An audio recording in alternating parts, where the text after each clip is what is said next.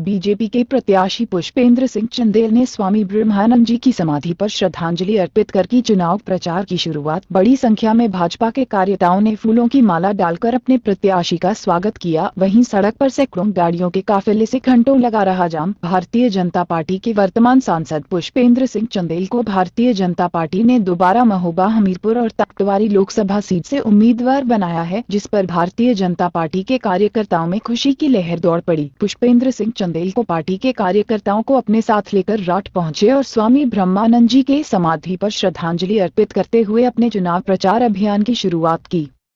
वहीं जब पत्रकारों ने उनसे सवाल किया कि वह किन मुद्दों पर वोट मांगेंगे व 5 वर्ष में किए गए कार्यों के विवरण के संबंध में, तो वह स्पष्ट तरीके जवाब देते हुए नजर आए। इस मौके पर उनके साथ राठ विधायक मनीषा अनुरागी, जिला पंचायत अध्यक्ष जयंती राजपूत, जिला अध्यक्ष संत विलास शिवरे, वरिष्ठ नेता मनोज गुप्ता व पार्टी के सैकड़ों कार्यकर्ता मौजूद रहे। नेटवर्क टाइम्स से राहुल निगम की रिपोर्ट।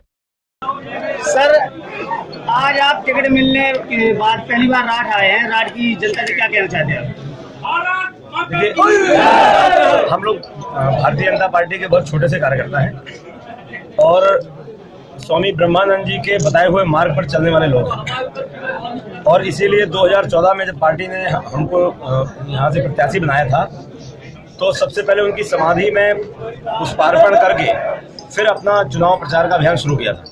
ऐसे ही आज हम अभी दिल्ली से अभी आए, गोवर्धन नाथ जी की परिक्रमा की और वहाँ से सीधे राठ में आकर के समाधि में और अपने पंडित परमानंद जी, दीवान साहब, सभी महापुरुषों के चित्रों में माल्यार्पण करके आज से अभियान की शुरुआत होगी।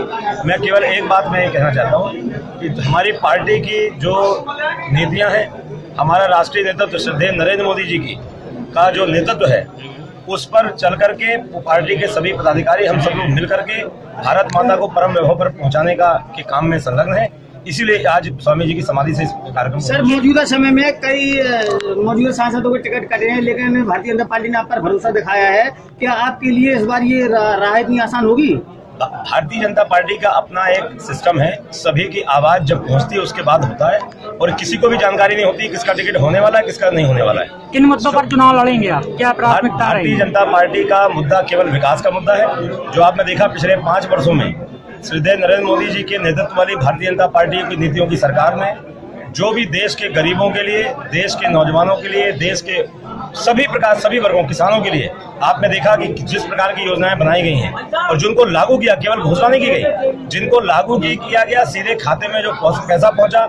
आयुष्मान भारत योजना के तहत कभी कोई गरीब भाई अपने सगे भाई का इलाज नहीं करा पाता था। पैसे की कमी में सगे भाई को पैसे की कमी में दम तोड़ना पड़ता था। नरेंद्र मोदी जी ने ऐसा काम किया कि जो सगे भाई काम नहीं कर पा रहे थे, जो हमारे निर्धन भाई बंधुओं की कोई मदद नहीं कर पा रहा था, देश के 50 करोड़ लोगों को निःशुल्क इलाज 1 रुपए से लेकर के 5 लाख रुपए तक जो लगेगा, पूरा इलाज सरकार कराएगी। ऐसा गौरवशाली काम जो हमारी पार्टी के नेता श्री नरेंद्र मोदी जी ने, जो हमारी सरकार ने जो किया है, मैं इस पर बहुत गर्व महसूस करता हूँ और देश की जनता की हमदर्द बन करके जो उन्होंने कदम आगे बढ़ाया उस पर पूरे देशवासी उनके साथ है। आखिरी सवाल, क्या रहेगा सीट निकालने में आपका व्यक्तिगत छवि हावी रहेगी या पार्टी की नीतियाँ? हमारी पार्टी की नीतियाँ, हमारा नेतृत्व और हम लोगों के कर्म। अगर हमने पुण्य किया होगा तो हम निश्चित यहाँ से जीतेंगे, पाप किया होगा तो हमारे जैसे आदमी को फिर किसी कीमत में जीतना भी नहीं चाहिए। हम लोग राष्ट्रवादी विचारधारा के लोग हैं और रोज गीता का उपदेश पढ़ करके, जिस शीशे में देख करके अपने कंघी करते हैं, उसमें गीता का उपदेश लगाए हुए हैं कि कर्म करो, फल की इच्छा नहीं करो। हम लोग राष्ट्र भारत माता के लिए चलने वाले लोग हैं, उस पर अपना पूरा जीवन खपाने वाले लोग हैं और दूसरा कोई एजेंडा नहीं। जन सामान्य और सोशल मीडिया में आपका काफी विरोध हो रहा है। निश्चित रूप से मान सकता हूँ, अगर हमारा विरोध नहीं होता तो पिछली बार हम 100% वोट पाते। भाई कोई 100% वोट को राजनीति नहीं पता। बहुत लोग हैं, दूसरी विचारधारा के लोग हैं, दूसरे लोग हैं और वो विपक्षी पार्टी के लोग हैं जो मोदी जी पर भरोसा जो नहीं करते हैं, जो भारतीय जनता पार्टी की नीतियों को अच्छा नहीं मानते हैं अपने व्यक्तिगत स्वार्थ में, उन लोगों का काम है विरोध करना, उनको करना चाहिए विरोध। सर, पिछले 5 वर्ष में आपके संसदीय क्षेत्र में क्या क्या कार्य किए? देखिए, अगर मैं गिनाऊंगा तो बहुत समय लग जाएगा, लेकिन मैं आपको मोटी बात बताता हूँ। भारत सरकार जब से 2014 में केंद्र की सरकार बनी है, कोई गांव नहीं बचा जहां पर बिजली ना पहुंची हो, कोई घर नहीं बचा जहां कनेक्शन ना पहुंचा हो। सब लोगों के पास जो गैस के कनेक्शन पहुंचे हैं, सभी के यहाँ शौचालय पहुंचे हैं। 2022 तक सबके घर में जिनके पास छत नहीं रहने के लिए उनको आवास मिलने वाला है, सड़कों का जाल बिछाया गया है, हाईवे का जाल बिछाया गया है, डैम का जो काम हो रहा है, अनेकों प्रकार के जो काम है वो बहुत युद्ध स्तर पर चल रहा है, पूरे देश में चल रहे हैं। आपकी निधि के क्या काम है? हमारी निधि के जितने काम हुए हैं, मैं आपको ऑन द रिकॉर्ड बोल रहा हूँ, नोट कर लीजिए। आज तक इतने ज्यादा काम सांसद निधि से कभी नहीं हुए होंगे। उसके बाद भी अभी हमारे पास कुछ पैसा बचा हुआ है जो अभी आने वाले समय में काम बता दीजिए, कौन से आपने? अरे बहुत से काम हुए हैं, बहुत से गाँव में। सर कई जगह राट मुद्दा में ट्रेन की सुविधा के लिए बातें की जा रही है, इस पर आप क्या कहेंगे? वादा करके गए थे, उसका क्या हुआ? अभी हम लोग रास्ते में थे, आदरणीय दादा, आदरणीय हमारी विधायक जी, आदरणीय हमारी जिला पंचायत अध्यक्ष जी, हमारे जिलाध्यक्ष जी, हमारे पार्टी के सभी वरिष्ठ लोग, हम लोग आपस में हमेशा इस बात की चर्चा करते रहते हैं। अभी हम लोग बात कर रहे थे, आपको जानकारी है जब बजट में आया था कि महोबा से चरखारी राठ उरई रेलवे लाइन स्वीकृत, वो न्यूज कहाँ से लगी थी? वो केवल पेपर में लगी, दिल्ली से लगी थी, केवल पेपर में लगी। मेरी बात सुनिए, मैं पूरी बात बता रहा हूँ, पूरी जानकारी है, क्योंकि मैं आपको एक चीज और बता दूं, मैं अपने मुंह कभी बोलता नहीं, आपने पूछा है, मौका दिया इसलिए बता रहा हूँ। आज तक के रिकॉर्ड में जितने विषय भारत की संसद में हमने उठाए, शायद नहीं उठाओगे, मुझे अपने आप पूरे क्षेत्र की समस्या, पूरे बुंदेलखंड की समस्या, जितनी राष्ट्रीय समस्याएं, जो जानकारी में आप लोगों से लगी, हमारे कार्यकर्ताओं से, जनता से, हमारे मीडिया के बंधुओं से, जितने विद्युत जनों से जो भी जानकारी हुई, उसको हम लोगों ने बड़े दिल से, बड़ी दृढ़ता पूर्वक, बड़ी पढ़ाई करके, रात भर जाग करके तैयारी की और संसद में बोलने का काम किया।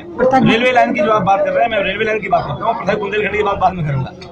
रेलवे लाइन के लिए हम लोगों ने बहुत प्रयास किया, माननीय रेल मंत्री जी से मिले, माननीय मनोज सिन्हा जी, रेल मंत्री जी का बड़ा हमको स्नेह प्राप्त थे। उन्होंने रेलवे के अधिकारियों को बुला करके बड़ी ताकत के साथ ये हुआ, जैसे भी हो इसको स्वीकृत करना है। उसको बजट को एक पिंक बुक होती है, रेलवे में जो बजट आता है पूरे देश में जाता है, पिंक बुक में उसका जिक्र हुआ, वो आया, उसको स्वीकृत किया गया, दिल्ली से पूरे हिंदुस्तान के अखबारों में छपा। उसमें EBR होता है, एक्स्ट्रा बजटरी रिसोर्सेज, वो प्रोजेक्ट EBR में डाला गया है, क्योंकि इसमें भूमि अधिग्रहण होना है। भूमि अधिग्रहण जल्दी नहीं हो पाता, आपको जानकारी है, बरसों लग जाते हैं। आदरणीय उमा भारती जी ने महोबा से खजुराहो रेलवे लाइन स्वीकृत कराई थी, आपको पता है। आज वहाँ रेलवे लाइन दौड़ रही है, पूरी ट्रेनें चल रही है, वो रेलवे लाइन बनने में 15 वर्ष लगे थे। और उमा भारती जी का बहुत बड़ा, ये बुंदेलखंड के लिए बहुत बड़ी सौगात थी।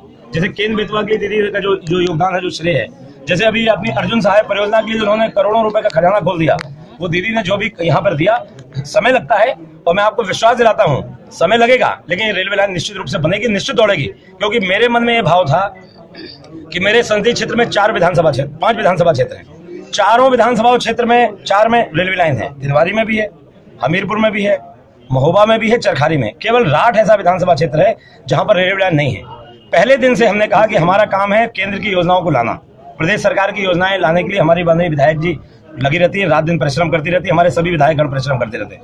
भारत सरकार की योजनाओं को लाने की जिम्मेवारी सांसद की होती है।